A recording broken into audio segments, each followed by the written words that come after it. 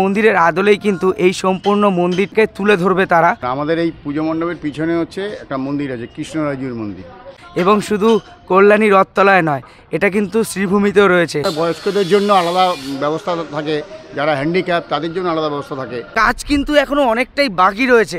ফাইবারটাকে avoid করছেন, thermocol avoid করছেন, রাত দিন এক করে তারা এই কাজটাকে সম্পূর্ণ করার চেষ্টা করছে। ফাইবারও অনেকটা পরিবেশকে দূষণ করে। কলকাতার বড় বড় পুজো প্যান্ডেলকে টেক্কা দিয়ে আসছে, ইকো ফ্রেন্ডলি বলে এটাকে বেশি ইউজ করা হচ্ছে আমাদের এখানে। তবে এবছর কিন্তু চিহ্নিতভাবে টেক্কা দিচ্ছে। একটু টাইম লাগছে, কিন্তু আমরা অন্যদের মতো নয় যে ফাইবারের ব্লক কেটে বা ইয়ে করে আমরা সিধা বসিয়ে দিচ্ছি। আমেরিকার স্বামী নারায়ণ টেম্পল তৈরি হচ্ছে। তো আপনাদের এই প্যান্ডেলের উচ্চতা কেমন দাঁড়ালো?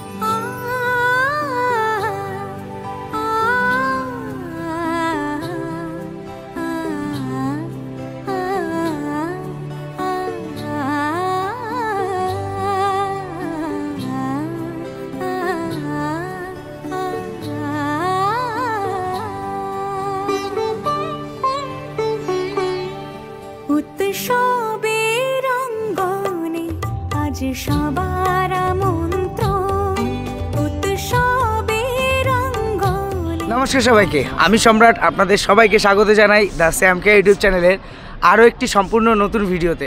দুর্গাপুজো আর বেশি দিন বাকি নেই। মতো অবস্থায় শহরের বিভিন্ন পুজো প্যান্ডেল প্রায় 80 থেকে 90% কিন্তু কমপ্লিট হয়ে গেছে। কিন্তু আমাদের কল্যাণীতে যে সেরা পুজোগুলো রয়েছে তার মধ্যে অন্যতম কল্যাণী রথতলার পুজো। তো এই মুহূর্তে আমি কল্যাণী রথতলার মাঠেই দাঁড়িয়ে রয়েছি, যেখানে বিগত কয়েক বছর ধরে কলকাতার বড় বড় পুজো প্যান্ডেলকে টেক্কা দিয়ে আসছে। তবে এবছর কিন্তু চিহ্নিতভাবে টেক্কা দিচ্ছে। তার কারণ একটাই, কলকাতার এক বিরাট বড় পুজো, শ্রীভূমির পুজো। তো সেই শ্রীভূমিতেও কিন্তু আমেরিকার স্বামী নারায়ণ টেম্পল তৈরি হচ্ছে।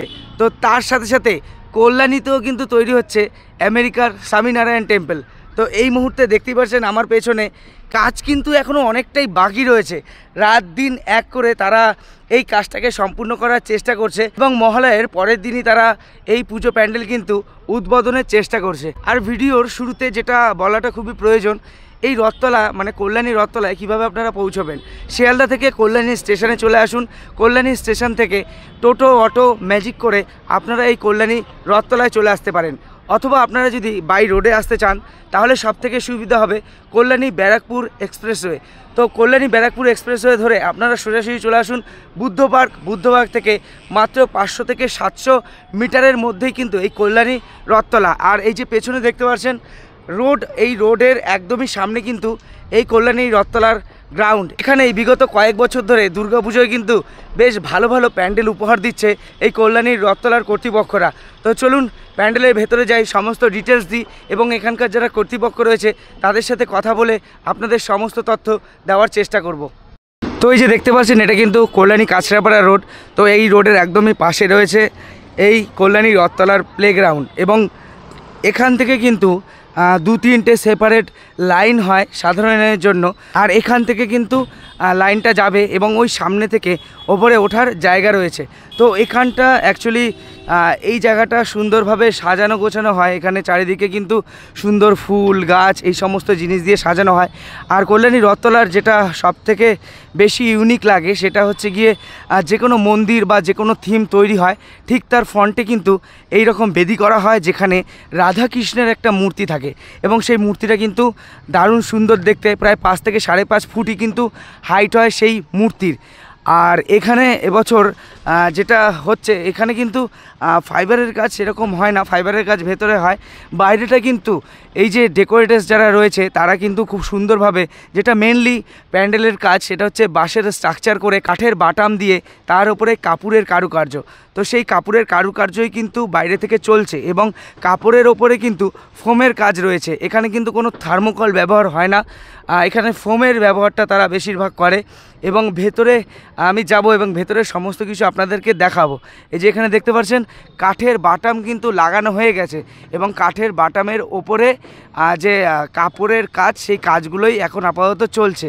আর এই সমস্ত কাপড়ের ওপরে যে ডিজাইনগুলো হবে সেগুলো হচ্ছে ফোমের কাজ। আর স্বামী নারায়ণ মন্দির যেটা আমেরিকায় রয়েছে সেটা দেখতে অনেকটা কিন্তু এই রকম। এবং এই যে দেখতে পাচ্ছেন এই মন্দিরের আদলেই কিন্তু এই সম্পূর্ণ মন্দিরটা বা এই থিমটাকে তুলে ধরবে তারা। এবং শুধু কল্যাণী রথতলায় নয়, এটা কিন্তু শ্রীভূমিতেও রয়েছে। তো এবছর বলা যেতেই পারে যে 2025-এ কল্যাণী এবং কলকাতার মধ্যে একটা কিন্তু জোরদার টেক্কা হবে এই কল্যাণী রথতলা আর কলকাতার শ্রীভূমিকে নিয়ে। কলকাতার মতো বড় বড় পুজো প্যান্ডেল যেখানে বহির আবরণটা প্রায় শেষের পথে, এবং কল্যাণীরও অনেক বড় বড় পুজো রয়েছে যেখানে বহির আবরণ সম্পূর্ণর পথে, তো সেখানে কিন্তু কল্যাণী রথতলায় এখনও অনেকটাই কাজ বাকি রয়েছে। এখনও কিন্তু এই যে দেখতে পাচ্ছেন কাঠের বাটামগুলো এখনও সম্পূর্ণ সেট আপ হয়নি। এখানে যা বাটাম রয়েছে এই সমস্ত বাটাম কিন্তু ওপরে উঠবে এবং ওপরের স্ট্রাকচার কিন্তু অনেকটাই হাইট হয়েছে। তো আমার ঠিক সঠিক জানা নেই কতটা হাইট এবার এরা করলো, তো সেটা কর্তৃপক্ষের কাছ থেকেই জানবো। তো চলুন পেছনে যাই, পেছনে কিন্তু ফোমের কাজও চলছে, তো সেই কাজও আপনাদেরকে দেখিয়ে আনি। একটা জিনিস খুব ভালোভাবে বোঝা যাচ্ছে যে কল্যাণী রথতলায় কিন্তু অনেকটা জায়গা, অর্থাৎ এই যে প্যান্ডেলটা, এই যে থিমটা, এই থিমটা কিন্তু করার জন্য অনেকটাই স্পেস পাচ্ছে তারা। কিন্তু কলকাতায় যে শ্রীভূমি, সেই শ্রীভূমিতে কিন্তু অতটাও বড় মাঠ নয়, সেখানে কিন্তু খুবই অল্প জায়গা এবং সেখানে কিন্তু অতটাও ছড়িয়ে ছিটিয়ে কাজ করা যাবে না। তো সেই তুলনায় দেখতে গেলে কল্যাণী রথতলা কিন্তু অনেকটাই এগিয়ে থাকবে ফিনিশিং দেওয়ার ক্ষেত্রে এবং এই প্যান্ডেলটা চওড়ার দিক থেকে এবং অবশ্যই লম্বার দিক থেকেও।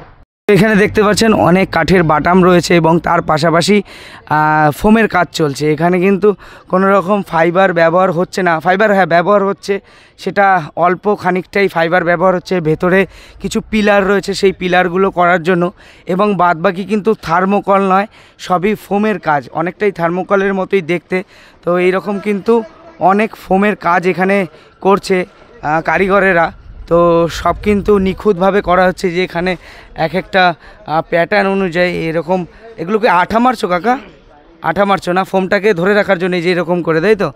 এখানে কিন্তু অনেকেই কাজ করছে দেখছেন, পুরুষ মানুষের সাথে সাথে কিন্তু মহিলারাও কাজ করছে। তো এটা আমার এখানে এসেই প্রথম দেখা যে পুজো প্যান্ডেলে দেখুন এক কাকিমা কাজ করছে। এর আগে কি করেছেন নাকি এখানে কাজ? করেনি না? তো একটু শোনাতে সমস্যা রয়েছে, আমি একটু কাছে যাই। বলছি আপনি কি এই প্রথম করছেন এখানে রথতলায়? এর আগে কি কাজ করেছেন এই ফোমের কাজ? করেন? আপনার বাড়ি কোথায়? আমার বাড়ি বিধানপল্লী। বিধানপল্লী, এই আমাদের কল্যাণীতেই তো, কাঁসাপাড়া বিধানপল্লী, তাই তো? এই তো রথতলা, এই রথতলার পাশে। তো বেশ ভালো লাগলো যে পুরুষ মানুষের সাথে সাথে এরাও হাতে হাত বাটিয়ে দেখুন কিছু রোজগারের সুবিধা করছে। যাক, ভালোই এটা। হ্যাঁ, পুরুষের সাথে সাথে মহিলারাও কিন্তু হাত বাটিয়ে কাজ করছে কল্যাণী রথতলায়। এটা কিন্তু অন্য কোথাও আমি দেখিনি এখনও অবধি পুজোতে যে মহিলারাও কাজ করে। তো এখানে কিন্তু এটা দেখা গেল। শুধুমাত্র এই কাকিমা নয়, এই পাশেও দিদি রয়েছে, তো ইনিও কিন্তু ফোমের কাজ করছে দেখুন। এর আগে কিন্তু অনেক মহিলা ছিল, তো এখন আপাতত এই দুজন কাজ করছে। তো এটা কিন্তু বেশ ভালো। এর আগে আমি কোথাও দেখিনি যে পুরুষ মানুষের সাথে সাথে মহিলারাও দুর্গাপুজোর প্যান্ডেলের কাজ করছে। তো এবছর কিন্তু একটা ইউনিক ভাবনা কল্যাণী রথতলায় যে সমস্ত কারিগরেরা রয়েছে তারা কিন্তু তাদের সাথে মহিলাদেরও ইনক্লুড করেছে। তো যাক, এটা কিন্তু খুব ভালো একটা বিষয়। পুরুষদের সাথে সাথে মহিলারাও স্বনির্ভর হতে চলেছে ডেকোরেটার্সের মাধ্যমেও। আর আমি এই মুহূর্তে ভেতরে চলে এসেছি ভেতরের কাজ আপনাদের দেখানোর জন্য। দেখুন এখানে কিন্তু আপনারা দেখে মনে করবেন যে এগুলো সব থার্মোকল কিন্তু নয়, এগুলো সম্পূর্ণটাই কিন্তু ফোমের ওপর কাজ করছে। এই সমস্ত ডিজাইন যেগুলো, সেগুলো সমস্তটাই ফোমের। এখানে ফোমের কাজ করছেন, তাই তো? এগুলো কি মানে এগুলো তো সব পার্ট বাই পার্ট বেরোবে না কাকু? একটা করে এক সাইড করে ডিজাইন করে কাটিং করে তারপর বের করবেন, তাই তো? চারটে আছে না? মোটামুটি এই ফোমগুলো মানে কি ওয়েট হিসাব হয় নাকি তাহলে পিস হিসাবে?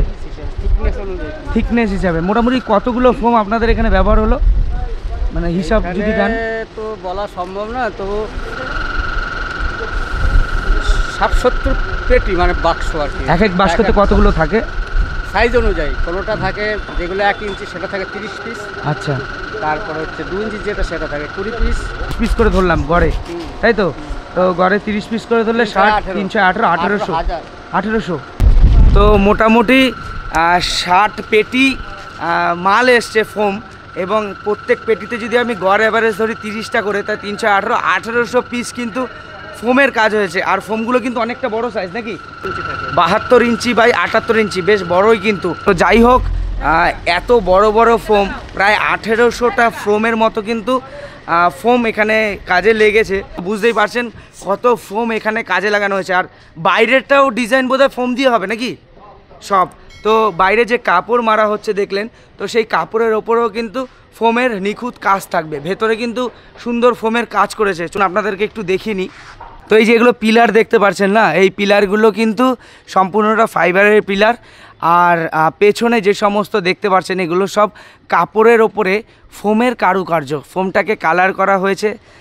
তো কালার করে এই রকম কিন্তু ডিজাইন করে খুব সুন্দর সাজাচ্ছে। আর এর ওপরে যখন লাইট পড়বে তখন কিন্তু আরও দারুণ লাগবে এই সমস্ত কারুকার্য দেখতে। তো মোটামুটি কল্যাণী রথতলার ভেতরের কাজ কিন্তু অনেকটাই এগিয়ে গেছে। এবং ওপরে যেটা রয়েছে সেটা হচ্ছে এটা প্রতি বছরই থাকে এই কল্যাণী রথতলায়, যে ওপরে বিশাল বড় ঝাড়বাতি দিয়ে কিন্তু একটা আলাদাই মাধুর্যপূর্ণ করে তোলে প্যান্ডেলের ভেতরটায়। এইরকম বড় ঝাড়বাতি থাকে, এবং শুধু এই একটা ঝাড়বাতি নয়, বাইরের দিকেও কিন্তু সুন্দর ঝাড়বাতি দেওয়ায় তারা। তো দারুণ সুন্দর করে কিন্তু এই পুরো ভেতরের ইনসাইডটাকে সাজানো হয়। আর এই পাশে যেগুলো দেখতে পাচ্ছেন এখানে কিন্তু তারা বিভিন্ন বছর বিভিন্ন রকম ছবি, অনেক সময় মূর্তি এবং সুন্দর লাইটিংয়ের ওপর ফুটিয়ে তোলে। তো এবছর তাদের ভাবনা, তাদের কাছ থেকেই জানবো ভেতরে কি কি কারুকার্য রয়েছে। তো এই ছিল ভেতরের কাজ কল্যাণী রথতলার। তো এই মুহূর্তে আমরা এই থিমের ভেতরেই যেখানে আর কি পুজো মণ্ডপ হয়, সেখানেই এই পুজোর কর্তৃপক্ষ যারা রয়েছে তাদেরকে পেয়ে গেছি। তো তাদের কাছ থেকে বিস্তারিত জেনে নেওয়ার চেষ্টা করব। তো সবার প্রথমে আপনাদের নমস্কার জানাই আমাদের চ্যানেলে। সবার প্রথমে আপনাদের পরিচয়টা একটু জেনে নেব। আমার নাম দীপঙ্কর দাস। আচ্ছা। এই পুজোর কোষাধ্যক্ষ। আচ্ছা, আর আপনার আমার পরিচয়? নাম অমলান মজুমদার। আচ্ছা। আর এখানে আমি কমিটির মেম্বার। আচ্ছা, তো আপনাদের কাছ থেকে কিছু বিষয় জানতে চাই, যেটা হচ্ছে গিয়ে 2024-এ আমরা বেশ ভালো নাম শুনেছি কল্যাণী রথতলার। কল্যাণীর বেশ বড় বড় পুজো রয়েছে, তার মধ্যেও কিন্তু আপনারা একটা বিশেষ স্থান দখল করে রয়েছেন বিগত কয়েক বছর ধরে। কলকাতার বড় বড় পুজোকেও কিন্তু আপনারা টেক্কা দিচ্ছেন। তো সেখানে দাঁড়িয়ে এবছর আপনাদের 2025-এর দুর্গাপুজোর ভাবনাটা কি রয়েছে যদি একটু বলেন। ভাবনাটা হচ্ছে আমাদের এবার আমেরিকার স্বামীনারায়ণ মন্দির। দেখুন, আমাদের এই পুজো মণ্ডপের পিছনে হচ্ছে একটা মন্দির আছে, কৃষ্ণরাজুর মন্দির। এবার যার জন্য প্রত্যেক বছরই আমরা কৃষ্ণের আদলে যেসব মন্দির, সেই মন্দিরে মানে রূপে আমরা সেই প্যান্ডেলগুলো তৈরি করি। আচ্ছা।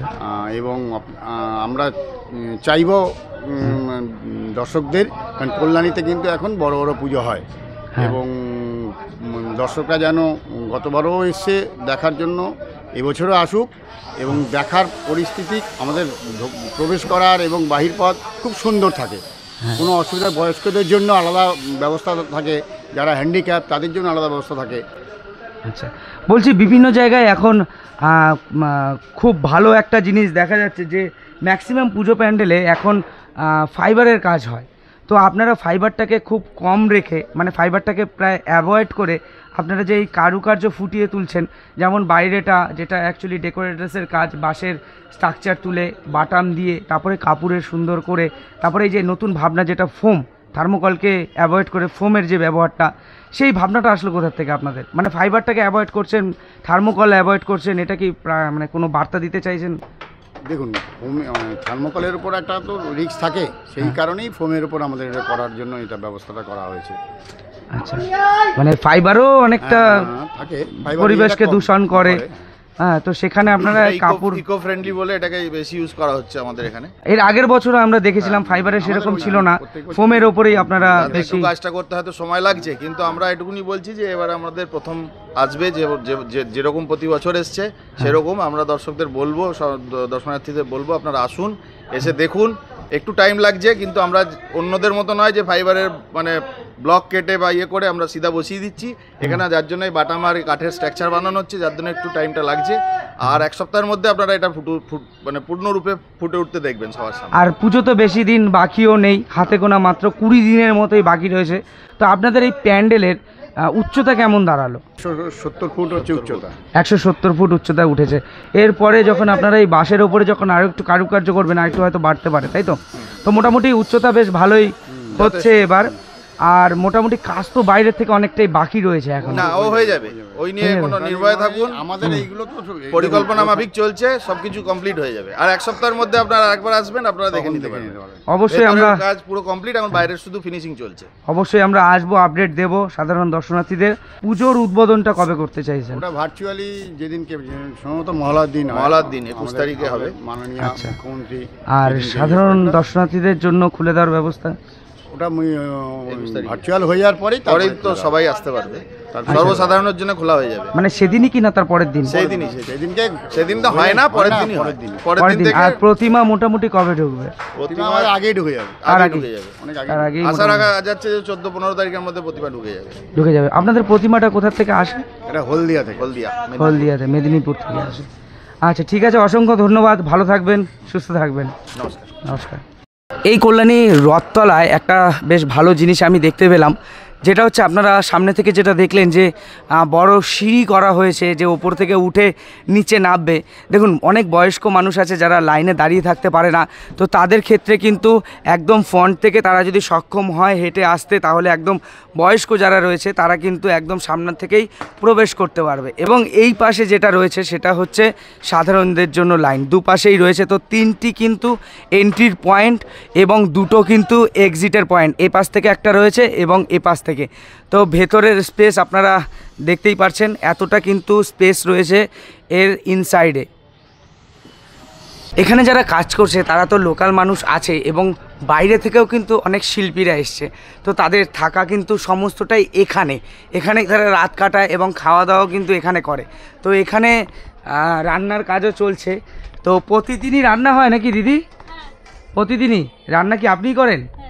এইখানে কিন্তু রান্নার জন্য স্পেশালি দিদিভাই রয়েছে। আপনি এইখানে কাজে না, শুধু রান্নার জন্যই এসছেন, তাই তো? তো এখানে রান্না, আজকে কী রান্না হবে? ডিম হবে, তাই তো? হ্যাঁ, মানে সপ্তাহে কি কি মানে মেনু থাকে কি কি? ডিম, মাঝে মাংস, হ্যাঁ, মাছ, সব কিছু মিলিয়ে মিশিয়ে মোটামুটি রান্না হয় প্রতিদিনই। মোটামুটি কতজন কারিগরের রান্না করছেন আপনি? তাও এখন এই আপাতত আছে 40-50। 40-50। এরপরে আবার কাজের চাপ পড়লে আরও বেশি হয়ে যাবে, তাই তো?